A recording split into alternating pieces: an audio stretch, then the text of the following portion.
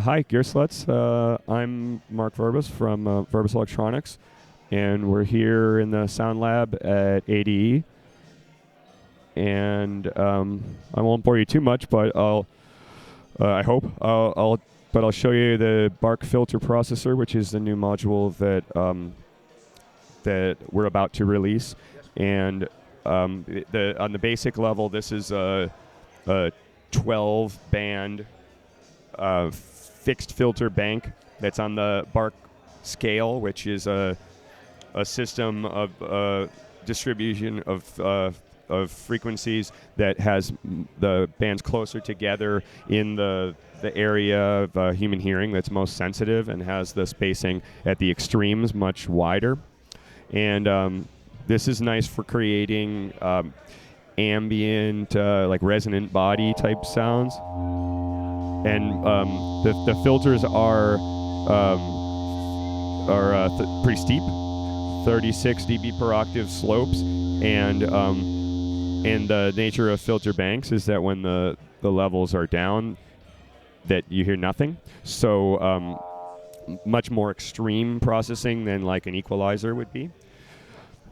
What's interesting is that all of the filters have separate outputs, and they also have envelope followers, but the power lies in the ability to mix these filter outputs together in various ways. So in addition to having the sliders to control the mix, you also have CV inputs for all of those, and these controls that are familiar to users of the harmonic oscillator, where the center and width controls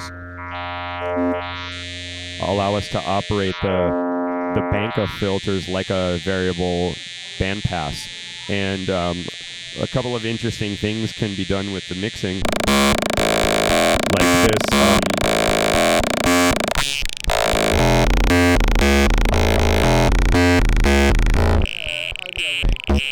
Yeah, it can treat the filter like a low pass, or treat the filter like a high pass, or any of the band pass possibilities.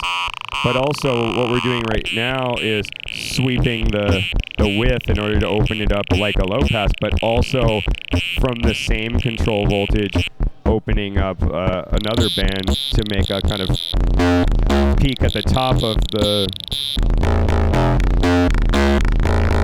and all of the controls are happening at the same time on the mixer. So for instance, if a modulator is plugged into the spectral tilt, it's actually doing the tilting where it's favoring the lows or favoring the highs, but we can at the same time also have the sweeping happening, so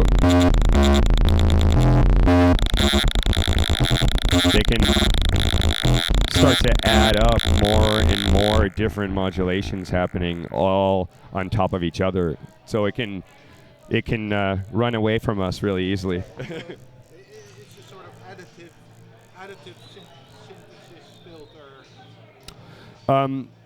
Yeah, it presents a way of dealing with filtering that's a little bit different than the way that we normally see it. And a nice benefit of this configuration is that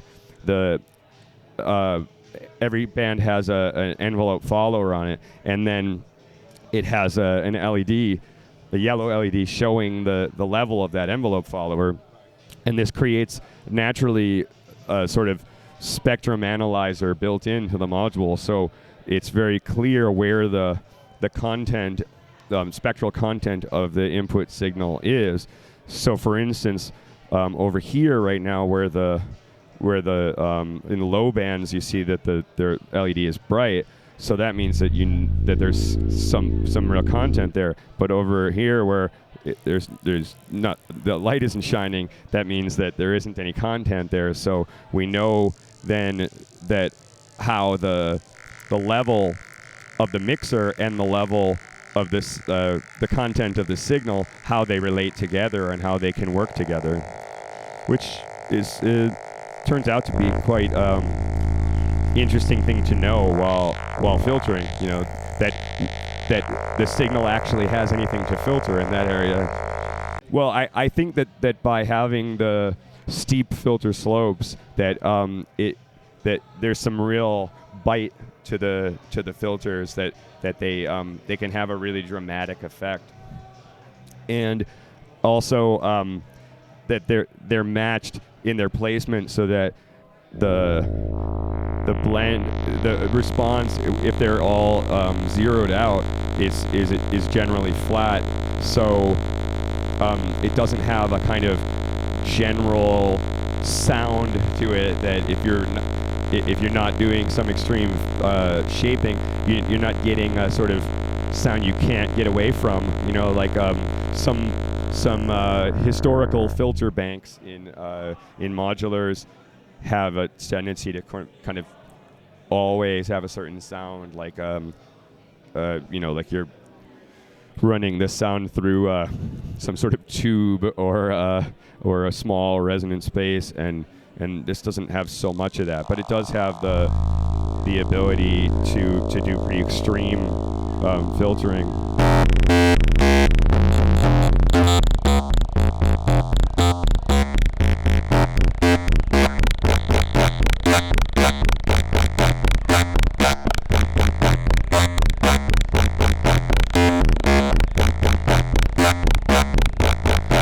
And like all of my products, I think that the distortion characteristic is quite nice. So if you push it, if you get aggressive with the level where you're pushing to the clipping point, the clipping is quite nice.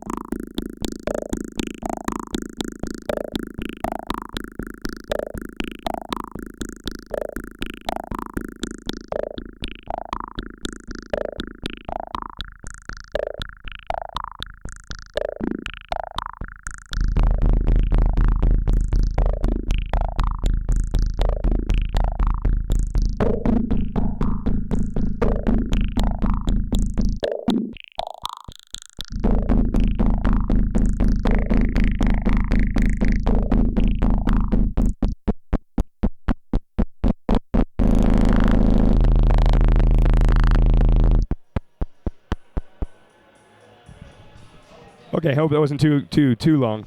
It sounds fun. Any idea about the pricing? I'm not certain what it will be in Europe.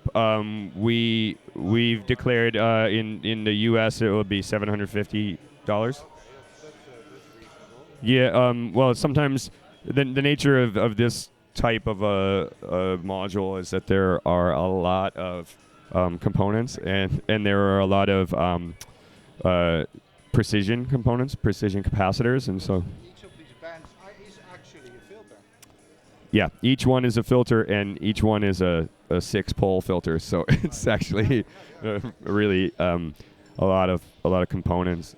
The good news about this one is that the filters are made with precision components, so there's not a lot of trimming, because sometimes in filter banks there have to be frequency trims for every stage. So in this case, it would be 36 trims. So that's not that's not something we would want to do. So it's just precision components. We should be shipping at the beginning of November. Oh, okay. Yeah, so it's very soon. Okay.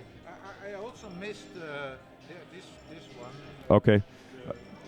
The random sampling is some of the ideas that Don Buchla came up with for ways to add random modulation and variation into patches, but some adaptations of those ideas and some new ideas. So a couple of fluctuating randoms, which are at the lower end of the spectrum, are slowly modulating random wavering voltages, fluctuating. But at the higher end of the spectrum, actually can be used as a noise source, because it goes up into the audio range. And also there's a gate output that's uncorrelated. It is turning on at a rate that's related somehow to the control, but it's not turning on when the voltage is high or something like that. It's totally separate. Yeah, if it was derived from the voltage level, then it would be a correlation, like if you were using that CV and that gate for a sound, and you would only hear high notes. So this is actually not that at all.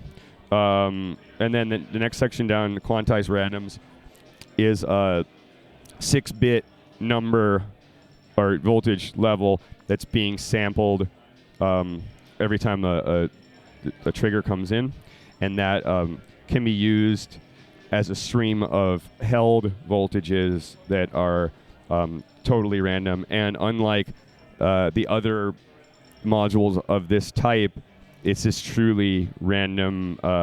There's no sequence, there's no pattern, there's never any repeating in that series.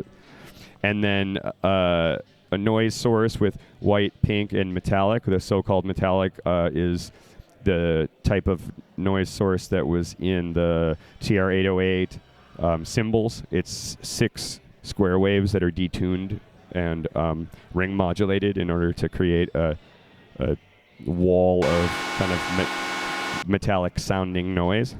And then a 4-stage analog shift register, which analog shift registers are a really specific effect. So it's actually a bank of sample and holds that pass the sampled voltage down the line, so essentially echoing the stored voltage.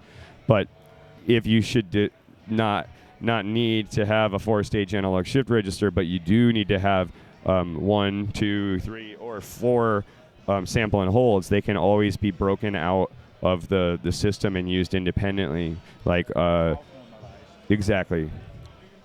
But you could use 2 of them as a 2-stage analog shift register and 2 of them on their own as separate sample and holds, or whatever you like. Just thanks for watching, and I hope that you enjoy the rest of the ADE experience.